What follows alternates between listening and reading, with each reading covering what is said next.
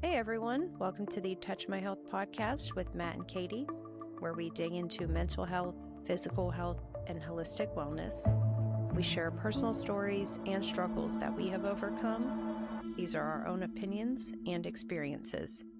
Enjoy. If you ask someone what's more important to them, looks or their personality, some people that say looks, I'm like, well, what happens when the looks goes away? And for me, it's not always looks because your personality can make you way more attractive than your looks. And your personality in the opposite, no, baby, you are so attractive. What are you talking about? Hey, everybody, welcome back to the Touch My Health podcast. My name is Matt. I'm Katie. So today we are going to talk about something that's often overlooked when it comes to relationships, not something that's talked about a lot, and it definitely should be because it's a crucial part of your foundation when you're building a relationship. So we are going to discuss emotional intimacy today.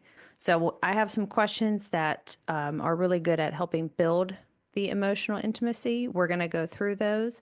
But first, I wanted to ask you, what do you think emotional intimacy means? Emotional intimacy. On the surface, I would say it's something when two people are in a relationship and you're bonded by that emotion and kind of uh, trying to gain a stronger bond. Emotional is obviously the feelings behind it and how you can strengthen that together. Okay. So to me, it's like a deep connection and understanding with someone. Right. It's built through being vulnerable, sharing parts of yourself with someone, and Hmm. different experiences, and open communication, things that help foster the closeness and Yeah. mutual respect and Definitely that deep connection of emotion, very important when you are in a long-term relationship or trying to build with somebody where it's a lot more than just physical. It's connecting Mhm. at that deeper level, having those tough conversations. Yes, and I mean, physical intimacy is important as well, but the physical side of people, our physicality, our appearances, our looks, things like that are not permanent. We are not going Yeah. to look this way forever. We would like to, but we're not. We're going to get older. Things are going to I'm not operate getting different, old. operate differently. And if you don't have the emotional intimacy, I feel that the relationship will it will crumble and start to fall apart. There's just certain things you have to have in that foundation, and that's one of those. Definitely. If you ask someone what's more important to them, looks or their personality, some people that say looks, I'm like, well, what happens when the looks goes away? And for me, it's not always looks because your personality can make you way more attractive than your looks, and your personality on the opposite. No, babe, you are so attractive. What are you talking about? Are you looking for a brand that supports mental health? Find the Good brand. With Find the Good brand, they give back 10% of their profits to Mental Health America, which is a nonprofit organization dedicated to promoting mental health and well being right here in the United States. When you go to findthegoodbrand.com, use code TOUCHMyHealth and you'll get 10% off your next order. I'm wearing their Health is Wealth trucker hat as well as their three simple words embroidered tee. Remember, go to their website and use our code for 10% off. With Find the Good brand, they remind you to find the good. It's everywhere. So I've got some questions that are designed to build emotional intimacy based on key elements like trust and vulnerability, communication, just different things like that. So That I'm that's a going big to one look is down and read some of these. that's a big one is the vulnerability is really opening yourself to another person. That's tough. That's one of the hardest things that I feel like I've had to overcome myself is really letting you know who I am as a person and where my vulnerabilities are and where kind of my fears lie within a long-term deep level conversation and in our relationship. When you said that, it made me, I don't know why, it made me think of the movie, I think Wedding Crashers. What's her name? The redhead. Yeah. And she's like, I'll find you. So you had to, because I was like, Yeah, I'll find you. certainly. I'm And just kidding. I wasn't. it I can stayed it can clear of it. definitely be a relationship builder. So let's hear Yeah. the questions that Okay. we're gonna go through. All right. So, number one, something you can ask that encourages vulnerability and honesty in your relationship would be, what's something you've been holding back sharing with me, and what makes it difficult to talk about? Ooh, that's a And good conversation starter. What's something that you've mm, been holding back? Because I feel like in every relationship, people don't give you everything up front. well, I was going to say, this is not like a day one question. Like, this is not something you ask, I think, in the beginning of the No, it's not a relationship, first date question for sure. because uh, the question itself implies that you've been together for a Yeah. little bit of time at least. So, what's something you've been holding back sharing with me opens up to the vulnerability aspect. So, Hmm. asking you to be a little bit vulnerable, but also, what is making it difficult to talk about could, be a little self-reflective too. Like, is there a reason it's difficult for you to talk about because of something I've making you feel, but Yeah. it encourages the vulnerability and honesty. Love Uh, that one. okay. Question two.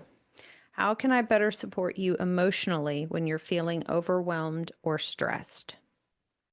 And this is something that fosters that open communication and mutual understanding between the two. This is one I feel like could be a day one, day two question. Yeah, definitely. Because that starts that groundbreaking experience with another person. How can I support you? Hmm. And that's that helper mentality in a relationship where it's not all about me, it's about us. Yeah. Right. I love that one. I think we've asked each other something very similar like that before. Yeah. Like, what's the best way to communicate when we're stressed out or feeling overwhelmed? Yeah. And certainly the communication part of that is not uh negative. It has to come at a positive way to have a positive Mhm. meaning and a positive outcome. When you're talking with somebody and you're asking these questions, it can't be accusatory. It has to be, hey, how can I help you? Mhm. How can we build together? How can we grow together? That's why I like that it says, how can I better support you? Love that. How can I better, Yeah. support? What needs are you not meeting, or what needs do I feel like are important to me? When you're stressed and overwhelmed. Yep. Okay. So, third question would be, what are some small ways I can show you affection that would make you feel truly loved? This encourages affectionate gestures tailored to your partner's needs and their probably attachment or love styles or love languages. Sorry. Yeah. So, I am a very affectionate person, and I like to not only just touch you, but I like to be touched as well. And affection can be physical, but it can also be mental. well, I think it depends on your uh, what did I just say? Love language? Yeah, because Yeah, for us, we are both physical touch people. That is our definitely. number one love language. That is where we feel most love is through physical touch. Yeah. I think second for you is like acts of service, whereas me, it's more words of affirmation. So affection can definitely be words and it can be acts of service as well. But that's why it's tailored to your partner. You would ask, Hmm. what ways can I show you affection that would make you feel truly loved? And based on their answer, probably is going to let you know what kind of love language is their primary form of love. Yeah, because everybody's not going to be the same, and words of affirmation is definitely lower on the totem pole for me than it Mhm. is for you. And I think that if you can love somebody in the way that they want to be loved, it can certainly help grow It just that bond. it just made me think of when we were in the the office and I was like, "Tell me I'm pretty." Mhm. Tell me I'm pretty and you love Babe, me. how do I look? Tell me I'm pretty and that you love me. You're always beautiful, babe. I said I know. No, I I didn't. know. I didn't mean it sounds conceited, but I mean I know that you mean it when even when I tell you to tell me that. Yeah. Yes. Love languages super important. All right, question number 4. Can you share a moment from your past that shaped who you are today and how did it impact you? And this deepens your understanding and emotional connection with your partner. A lot of our behaviors and habits and how our brain is wired comes from our childhood and comes from how we grew up and the environment we grew up Oh, yeah. in the conditions and circumstances and things like that, and how we've let that shape and mold us into the person we are today. So asking this really I think it's a very important question because when you have someone who doesn't have or who has unresolved past issues, it can be a problem. It can Definitely. definitely be a problem. Yeah, and it comes from, I mean, it's been scientifically proven that it comes from when your brain is starting to develop and you're developing social habits, social cues. That's when you really learn about yourself, but then also learn about other people and how to have a relationship with other people, whether it's physical, sexual, or friendship wise, it's still a relationship. And when you have childhood trauma, when you, like myself, you learn to love differently and you learn to deal with people differently. And maybe some of that trust is not automatically given. Like for me, Mm-hmm. uh, to me, trust is earned. Trust is not just automatic. In a relationship, I would say, uh, until somebody proves that they can't be trusted, I like to give somebody the benefit of the doubt, but there still is a little bit of apprehension on my part. So that would be, that's not necessarily a moment for you though from your past that shaped, who you are today, No, but that is a combination of things. But there yes, might be for somebody one particular moment that they can identify that says, yeah, because this happened, that's why I'm this way, and this is how it's impacted me. But that definitely. would be important for you to know. Question number 5. What's one fear or insecurity you have in relationships, and how can I help reassure you? This is a question that would promote trust and emotional well being within your partner. Yep. Yeah, insecurities are, I mean, in every relationship, but in insecurities is you're asking basically Yeah, what's one what fear or you're insecurity you have in relationships, and how can I help reassure you? I think there's a lot of fear in a long-term relationship or at first, that fear of letting go and that fear of opening up. Right. Well, just, you know, it's situational depending on what type of relationship you are in or what you've Hmm. gone through. Um, so yeah, I mean, most of these are questions we've already had conversations about. We asked each other hard questions pretty early though. We were like, listen, we Yeah. don't want to go through all this rainbows and butterflies and happy times and then a year in we don't like each other. Yep. And it's definitely different when you have children and when you are combining households like we did. You have to value your time. You have to value you said in a year. Right. That's a wasted year if you find out in a year that I actually don't like this person. Right. Well, and we've both been through relationships where we didn't ask questions that we probably should have. Oh yeah. And I know me personally stayed in relationships way longer than I should have because Hmm. I just didn't know how to exit them.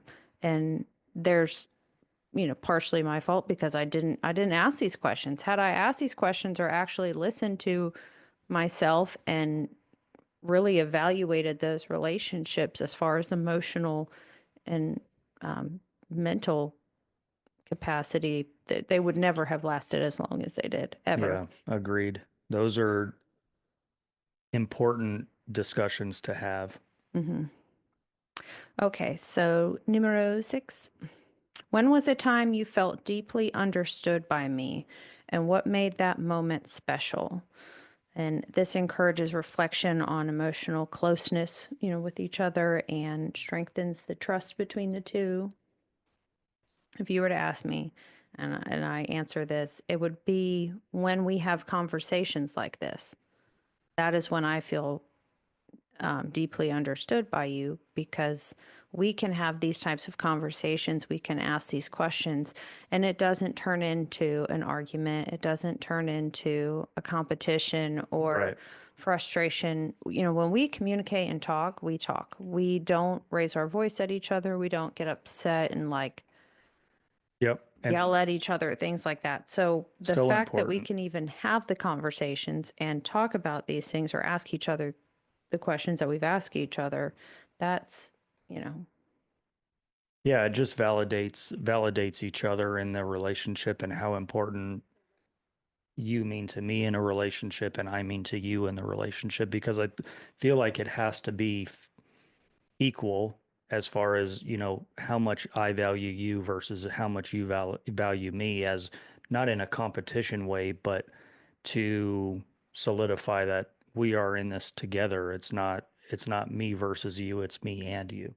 yes. I love that. And if you ask this question and neither you or your significant other can answer it because you don't feel like there's been a time where you've deeply felt understood, then maybe that is the time where you start thinking, okay, we need to be having more conversations like this. We need to be asking each other more questions that are not just topical and surface level, but we need to really get down to the nitty gritty of Yeah. our emotional Yep. closeness with each other. And that's where it helps with the reflection onto the relationship too, reflecting back in, okay, do I feel understood? Do you understand me? Do I Yeah. understand you? What did you like about this moment? What could I have done better Hmm. in the moment? I think those are solid questions to ask.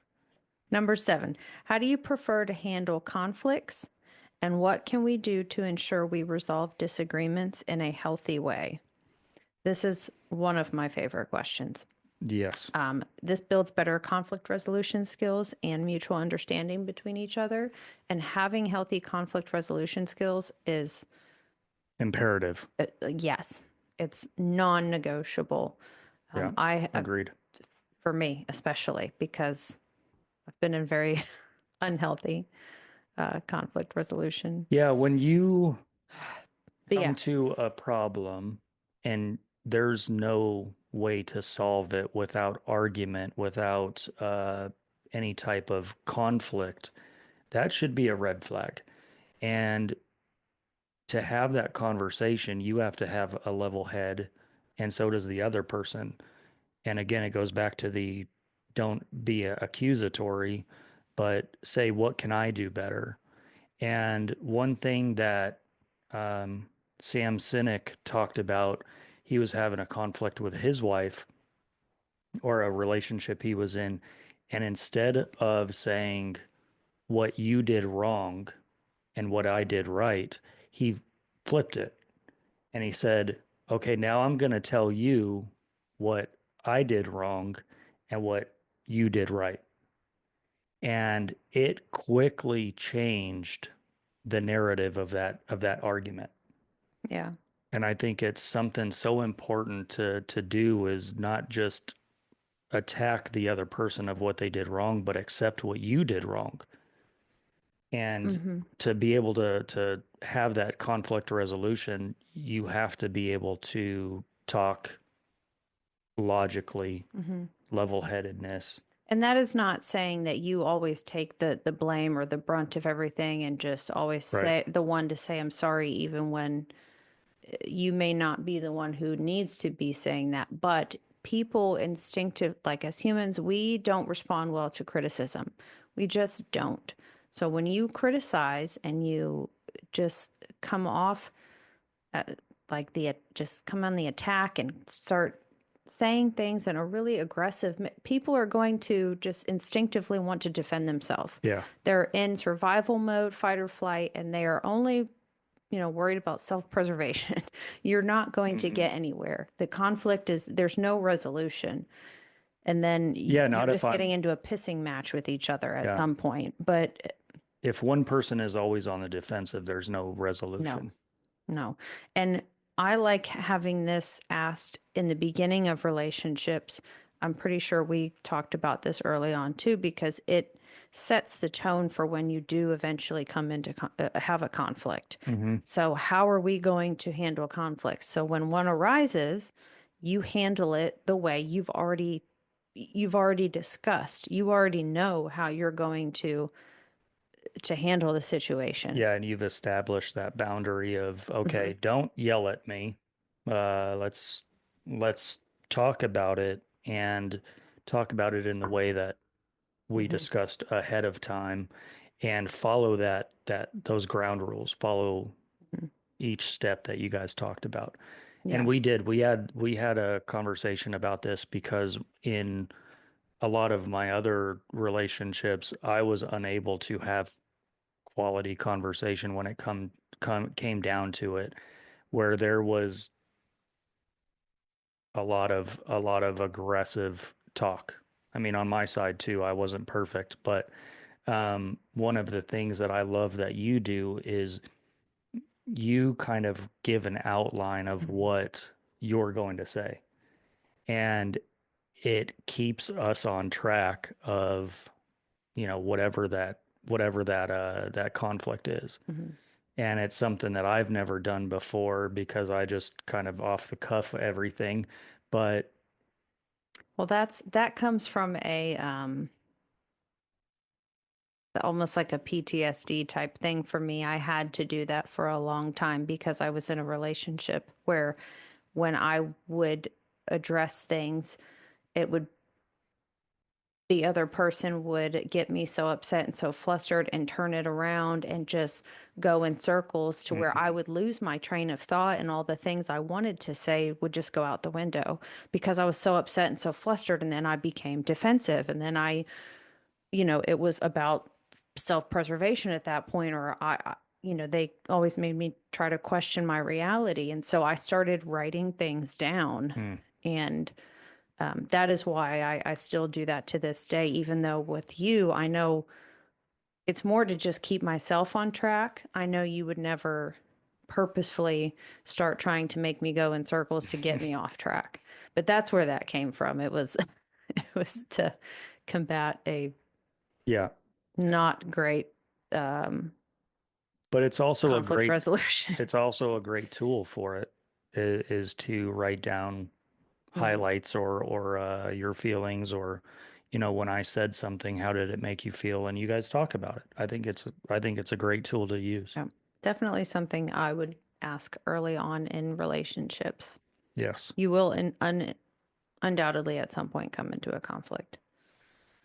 All right, last one is what's one dream or goal that you have I may not know about, and how can I support you in achieving it? So this can show, a commitment to each other and that you're committed to each other's growth and emotionally and, in life. Hmm. Another great thing to have together are self goals and then couple goals. Because if you're not ever planning anything together, planning a life together, then you're not really opening yourself up to that other person. You're always there's always at least a little bit of a wall put up. And when you say, how can I support your goal and our future goals? You're saying, hey, I'm in it for the long haul. I'm with you. I support you. What Mhm. can I do to help you? Yeah. And I mean, we've talked about this several times, so Yeah. Time freedom. That's our goal together.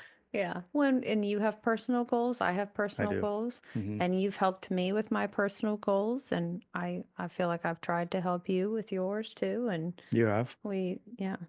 we're To have that support is huge. To feel like you're supported by the other person in the relationship is a huge emotional uh, impact, positive mhm. impact. It makes you 20 times more attractive when you know that you have someone who's supportive and has your back and Hmm. is always going to be there for Yeah, you. it's a sense of security in the Mhm. relationship. Yes. So, well, these questions just help create a deeper emotional bond and trust between you and your partner. Um, they help with affection.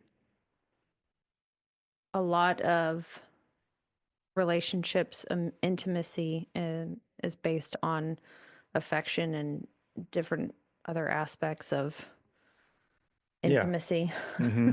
But when it's emotional, I feel like it just helps foster and boost so many other parts of intimacy. Yep.